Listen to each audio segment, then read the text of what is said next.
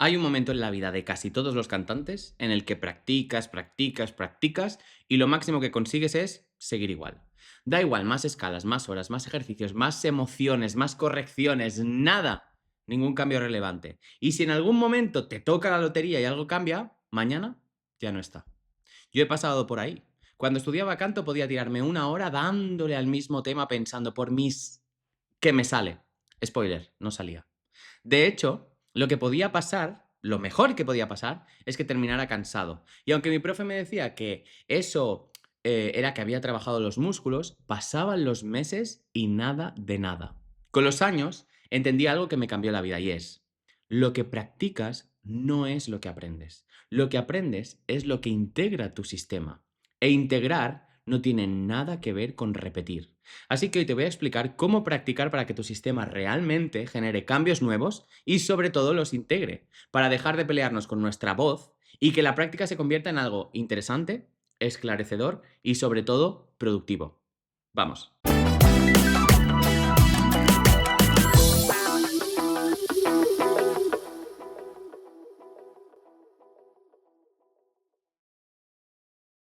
Lo primero que necesitas entender es cómo se organiza tu sistema cuando haces cualquier cosa. Hablar, cantar, levantarte de una silla, coger un vaso, da igual. Hay un orden jerárquico y siempre funciona igual. Arriba de todo está la función, debajo de la función están los patrones y abajo del todo están las partes. La función es el programa global. Cantar, hablar, caminar, levantarte, da igual. Esa función persigue cumplir una intención. Tú te quieres levantar, ¡pum! El cerebro activa esa función y coordina todo para que puedas hacer eso. Por debajo de la función están los patrones, que son los conjuntos de movimientos de cada una de las partes involucradas que la función necesita para desempeñarse. Y después, abajo de todo están las partes, las cuerdas, la lengua, la mandíbula, las costillas, da igual, que es todo lo que está involucrado en esa función, pero que tiene muchas opciones que son válidas o no para esa función. Y son los patrones los que coordinan todas esas opciones en forma de movimientos que componen la función global. Total, el proceso es este. Tú tienes una intención, por ejemplo, quiero cantar este pasaje expresando tristeza. En ese momento, tú no mueves partes. No piensas, ahora subo el paladar, ahora relajo la lengua, ahora abro aquí, ahora abro acá. Y pensarás, yo sí lo hago. Bueno, pues al menos no deberías. Porque lo que hace el cerebro es activar el programa completo. Cantar rock agudo, fuerte y con tristeza. O cantar lírico, piano y muy legato, lo que sea. Y ese programa es el que organiza automáticamente todos los patrones que a su vez organizan todas las partes. Todo esto ocurre en milésimas de segundo. No te da tiempo ni siquiera a pensarlo. Ahora, esto es lo importante. Las funciones se programan antes que los movimientos y se ejecutan como un bloque, no parte por parte. Por eso, y eso te va a sonar mucho, cuando intentas colocar, relajar, bajar la laringe, abrir más, tu sistema te mira como diciendo, ¿qué me estás contando? ¿Por qué estás intentando manipular partes de un sistema que se organiza desde mucho más arriba, desde la función? Y por esto, corregir partes nunca va a reorganizar el sistema, nunca va a escribir. Siempre vas a tener que estar ahí retocando e intentando y nunca llegas, nunca termina de funcionar. Tu consciente procesa unos 40 bits de información por segundo. Tu sistema no consciente procesa unos 40.000 millones de bits por segundo. ¿Quién crees que organiza cómo cantas? ¿Los 40 o los 40.000 millones? Exacto. El consciente sirve para decir, quiero expresar esto, quiero contar esto. Y el inconsciente responde, hey, déjamelo a mí. Por eso, los intentos de corregir desde la mente consciente simplemente no funcionan. No puedes ajustar un gesto que tiene más de 400 microacciones por segundo con un sistema que solo puede pensar en prácticamente una cosa a la vez. A ver, poder puedes intentarlo, pero siempre llegas tarde. Eso sí, tienes el consuelo de saber que al menos lo has intentado y de que lo has intentado regular. Por eso existe este vídeo, porque la mayoría de prácticas vocales se abordan desde el nivel equivocado del sistema, desde los 40 bits, intentando corregir lo que hacen los 40.000 millones. Voy a decir algo que igual te duele, pero que yo creo que te va a liberar. Coloca aquí, relaja esto, abre más, baja la laringe, no tenses, respira mejor, apoya más. Caca. No porque esté mal en sí, sino porque tu cerebro no aprende de esa manera. Mira, el juicio viene de una zona muy limitada del sistema. Una parte que simplemente observa el resultado, pero no tiene acceso a lo que genera ese resultado. Por eso la frase típica de si supieras lo que haces mal, simplemente lo corregirías, es verdad. Pero como no lo sabes, lo único que puedes es corregir lo que crees. Y lo que crees viene siempre del pasado, de hábitos, de referencias viejas, de sensaciones, de todo lo que te ha llevado a ese mismo bloqueo 1000 veces. Básicamente porque si supieras lo que estás haciendo mal en realidad, ya no lo harías. Así que intentar cambiar desde ahí no te saca del problema, simplemente lo consolida, porque estás corrigiendo una parte. Pero el bloqueo está en la organización global del sistema. Por eso la práctica correctiva no integra nada y encima refuerza más de lo mismo. Aquí viene algo que te va a cambiar la cabeza. La tensión no es algo concreto. La tensión es una sensación que aparece cuando alguna parte está trabajando más de la cuenta. Pero esa tensión tiene una función, tiene una razón de ser. Está prestando un servicio, está sosteniendo algo, está haciendo algo. Es desagradable porque no es eficiente, sí, pero no es absurda. Está haciendo lo que puede con lo que tiene. Y esto es importante. Si pudieras quitar de golpe la tensión que tanto te molesta, simplemente dejarías de poder hacer lo que estás haciendo. Esa es la cruel realidad. Por eso te digo que la tensión no es tensión, es confusión funcional. Confusión en la manera de funcionar y de repartir el trabajo. Tu mandíbula no se tensa sola, tu lengua no se endurece sin querer, tu garganta no es tonta, tu cerebro está intentando organizar algo y hace lo mejor que puede con la información que tiene. Y esa confusión puede venir de muchos sitios. El cerebro cree que dos partes son una sola y genera tono muscular que hace que se comporten como si realmente fueran una única unidad. Por ejemplo, la punta de la lengua y la mandíbula. Cuando llevo la punta de la lengua a una comisura, la mandíbula se tuerce hacia ahí. Si intento dejar la punta de la lengua en esa comisura y llevar la mandíbula hacia el otro lado, es casi imposible. No es tensión, es que el sistema no distingue. Si poco a poco lo trabajo, mi sistema distingue y mover la mandíbula de lado a lado con la punta de la lengua en una comisura no es un problema.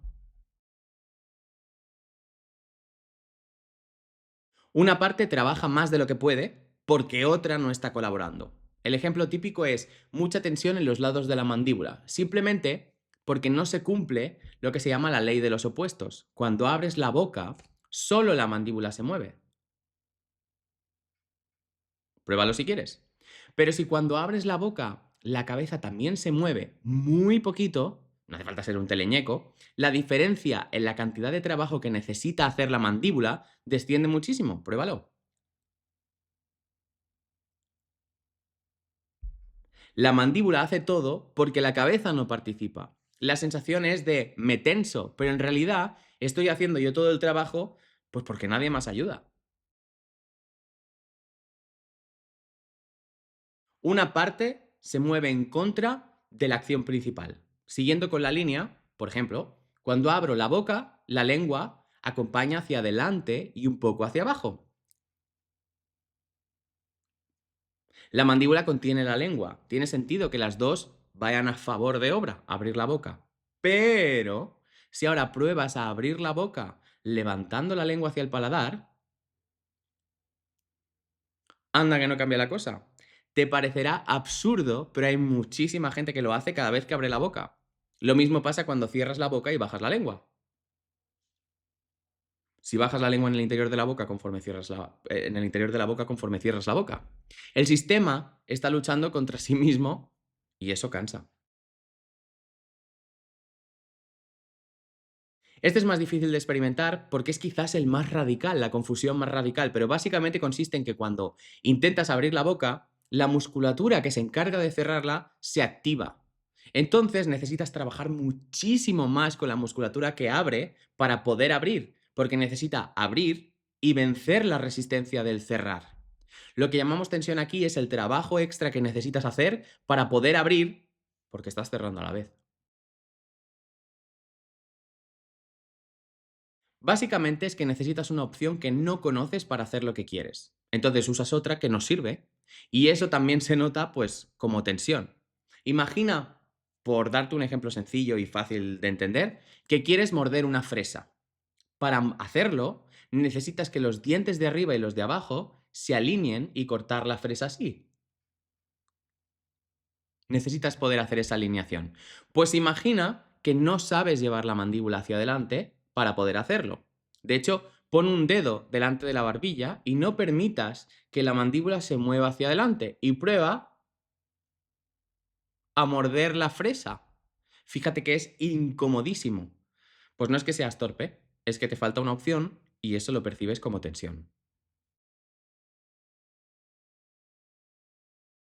Esta consiste en que hay una articulación que está siendo obligada a trabajar más de la cuenta. Tanto, tanto, tanto, que si realmente tu sistema te permitiera hacer lo que quieres, la dañarías o la luxarías. Por eso, el sistema tonifica la musculatura en torno a esa articulación y limita seriamente incluso a veces el movimiento. Cuantísima gente no puede abrir mucho la boca, por eso les cuesta abrir para, yo qué sé, morder un bocadillo. Eso no es un defecto, es el cuerpo diciendo, si te dejo hacerlo así, te rompes. La clave de todo esto es que la tensión no se relaja, la tensión se reorganiza. Y reorganizar significa distribuir el trabajo, involucrar todas las partes para que sigan una intención clara. Así que en resumen podemos decir que para soltar hay que conectar. Esto es muy contraintuitivo, lo sé, pero para poder soltar, primero hay que repartir el trabajo. Si no hay coordinación, el sistema simplemente colapsa. Si conectas las partes, se reconfigura y cada componente aporta lo justo en la intención global. Mira, te cuento una anécdota. En 2010 más o menos se pusieron de moda unos masajeadores que vendían en Alehop, la tienda esa de la vaca gigante a la entrada. Vibraban a una frecuencia súper agradable y súper suave y eran perfectos para masajear la papada, la mandíbula, y yo pensé, "Buah, esto me va a relajar la vida". Recuerdo el primer día, me tiré un buen rato con aquello por aquí abajo, era un alivio increíble, todo blandito, todo suelto, todo relajado, hasta que de repente intenté cantar. No podía. Literalmente sentía que no sabía cantar. La voz temblaba, no podía apoyar nada, era un desastre absoluto. Pues ¿sabes cuándo volví a poder cantar? Cuando la lengua y la mandíbula volvieron a estar un poco tensas al cabo del rato. Ahí entendí algo que literalmente me cambió la vida. Y es que la tensión no es mala, es una compensación. Sostiene el sistema para que yo pueda cantar tal y como sé cantar hoy. Años después, cuando comprendí la biomecánica funcional y el aprendizaje experiencial, cómo se coordinan la mandíbula y la cabeza, cómo se organizan la lengua y el helioides, esa tensión simplemente desapareció. No porque la relajara, sino porque por fin todas esas estructuras se entendían entre ellas. Por eso te digo que relajar sin conectar es sinónimo de colapso. Conectar primero genera coherencia y solo entonces aparece la verdadera sensación de soltura y flexibilidad, que en definitiva no es relajar nada, en realidad es simplemente poner orden. Es decidir dónde se trabaja y cuánto para que todo reme en la misma dirección. Hasta ahora hemos visto que para que tu sistema integre un cambio, tiene que saber en qué cajón guardarlo, para qué sirve.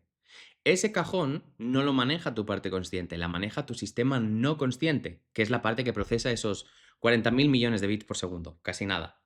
Así que corregir no sirve. Y forzar a colocarte bien tampoco. Y repetir 50 veces un ejercicio que tu sistema no reconoce, menos. Además, el criterio con el que evalúas lo que haces es el mismo criterio que te mantiene en el bloqueo. Es la misma carencia. Entonces, la pregunta es, ¿cómo integra el sistema realmente? Pues mira, integra con dos cosas. Primera, sintiendo que el nuevo patrón tiene más eficiencia energética, es decir, que involucras menos trabajo pero de una forma más organizada y el resultado es mejor. Y segundo, notando la diferencia entre la sensación del nuevo patrón y el anterior. Pero aquí viene la clave. Cuando hay mucho tono muscular, los nervios sensitivos, los que recogen la sensación y los llevan al cerebro, se saturan. Y cuando se saturan, simplemente no perciben. Es decir, cuando trabajas mucho, no sientes. Y si no sientes, no puedes comparar y por tanto no puedes integrar nada. Por eso cuando metes caña, fuerza, repetición a saco, el sistema simplemente se revela. Se cierra aún más.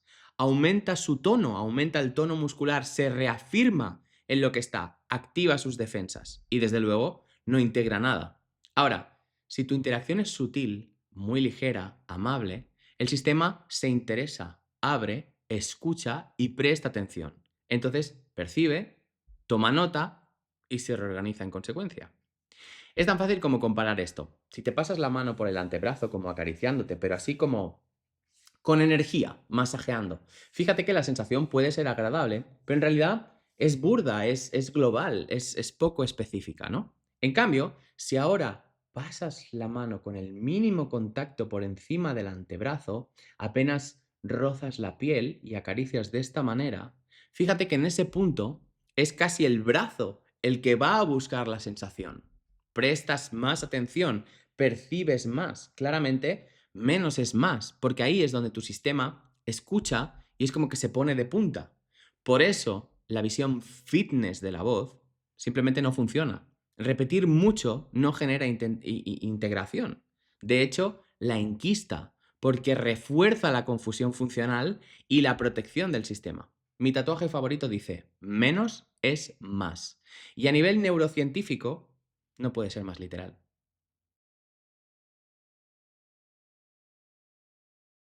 Hay algo que muy poca gente sabe sobre el aprendizaje vocal, y es esto. El sistema no integra por repetición, integra por variación. Así funciona el cerebro, así funciona la neuroplasticidad y así funciona cualquier sistema vivo complejo. Necesita explorar distintas opciones para así poder descubrir algo nuevo. Cuando repites siempre igual, siempre lo que supuestamente tiene sentido, tu sistema no tiene nada con lo que comparar, no puede actualizarse, no puede decidir, pues mira, esto gasta menos energía, o mira, aquí hay una vibración más profunda, o aquí hay más resonancia, o aquí hay menos protección, da igual. El sistema necesita contraste, y sin contraste no hay aprendizaje, solo hay repetición. Y la repetición te lleva al aburrimiento doble. Al aburrimiento consciente, tu mente se va a la compra mientras haces esas escalas tan aburridas, y aburrimiento inconsciente. Tu sistema ni se inmuta, para él es más de lo mismo y pasa. Hay un modelo precioso que explica todo esto, es el ciclo de aprendizaje experiencial de Kolb.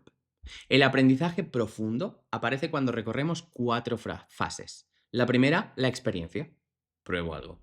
La segunda es la reflexión. Observo qué pasa mientras tengo esa experiencia.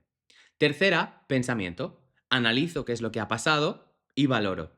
Y eso me lleva a la cuarta, tomar acción. Actúo en consecuencia. Vuelvo a tener una experiencia variando según lo que he entendido de la experiencia anterior. Y eso activa el círculo de nuevo. Adivina qué hace la mayoría de la gente. La mayoría de la gente se queda en la fase uno. Repetir, repetir, repetir, repetir. O hace un bucle entre la uno y la 3. Como tal estudio dice Pascual, lo aplico. Y venga una vez y otra vez y otra vez. Pero si no recorres el círculo entero, y te diría incluso de la forma más uniforme posible, no generas nuevas experiencias. No hay nueva información, no hay reorganización y no hay integración. Por tanto, no hay aprendizaje real. Tu sistema nervioso está diseñado para reorganizarse ante cualquier condición. Es pura supervivencia. Esto significa que si lo tratas bien, puede cambiar su forma de funcionar en cualquier momento, para evitar límites y para seguir adelante. Cuando esto no ocurre, significa que el sistema está demasiado limitado por conductas que normalmente vienen del consciente y no pasan por los principios reales de ese funcionamiento real.